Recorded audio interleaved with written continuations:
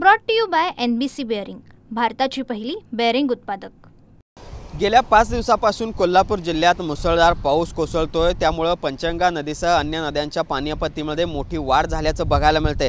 पंचगंगा नदीने आता आपली इशारा पातळी ती ओलांडलेली आहे आणि आता पंचगंगा नदीची पाणी पातळी ही 39 फूट 3 इंचांपर्यंत जाऊन पोहोचलेली आहे आणि त्यामुळेच जिल्ह्यातील जवळपास 85हून अधिक बंधारे जे आहेत ते आता पाण्याखाली गेलेले आहेत आणि त्यामुळे आता पंचगंगा नदी धोका पातळीकडे वाटचाल करते असं म्हणावं लागेल, कारण पंचगंगा नदीची इशारा पातळी 39 फूट आहे आणि धोका पातळी ही 43 फूट आहे। त्यामुळे गेल्या 24 तासामध्ये पावसाचं प्रमाण काहीसं कमी झालेलं असलं तरी या पंचगंगा नदीच्या पाणी पातळीमधली वाढ कायम असल्याचं बघायला मिळतंय। दुसरी एक दिलासादायक बाब म्हणजे राधानगरी धरणाच्या 7 स्वयंचलित दरवाजातून जो मोठा विसर्ग भोगावती नदीपात्रामध्ये आणि पर्यायाने पंचगंगा नदीपात्रामध्ये होत होता, त्यापैकी जवळपास 5 स्वयंचलित दरवाजे जे आहेत ते आज पहाटेच्या सुमारास बंद झालेले आहेत आणि आता फक्त 2 दरवाजांमधून 4000 क्युसेकचा विसर्ग जो आहे तो या पंचगंगा नदीमध्ये होतोय आणि त्यामुळे पाऊस कमी झालेला असला, राधानगरी धरणातला विसर्ग जरी कमी झालेला असला तरी अजूनही या सगळ्या पंचगंगा नदीच्या पाणी पातळीमधली वाढ कायम असल्याचं बघायला मिळतंय।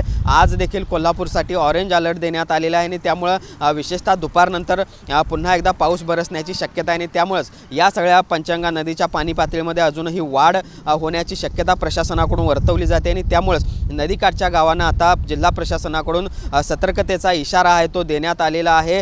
त्याचबरोबर शहर आणि परिसरामधले जे काही सकल भाग आहेत त्या भागातील लोकांना देखील स्थलांतरित होण्याच्या सूचना ज्या आहेत त्या कोल्हापूर महानगरपालिकेकडून देण्यात आलेल्या आहेत आणि त्यामुळे एकूणच आपण बघतोय ज्या पद्धतीनं या सगळ्या पंचगंगा नदीच्या पाणी पातळीमध्ये वाढ होते ते पाहता आता प्रशासन देखील अलर्ट मोडवर आलेलं असून पंचगंगा नदी आता धोक्याच्या पातळीकडे वाटचाल करते असं म्हणावं लागेल।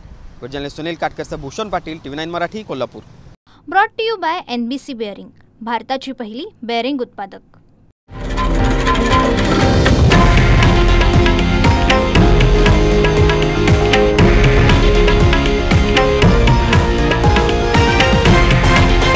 हे आहे देशातील नंबर 1 न्यूज नेटवर्क आणि आपण पाहत आहात TV9 मराठी, एकमेव।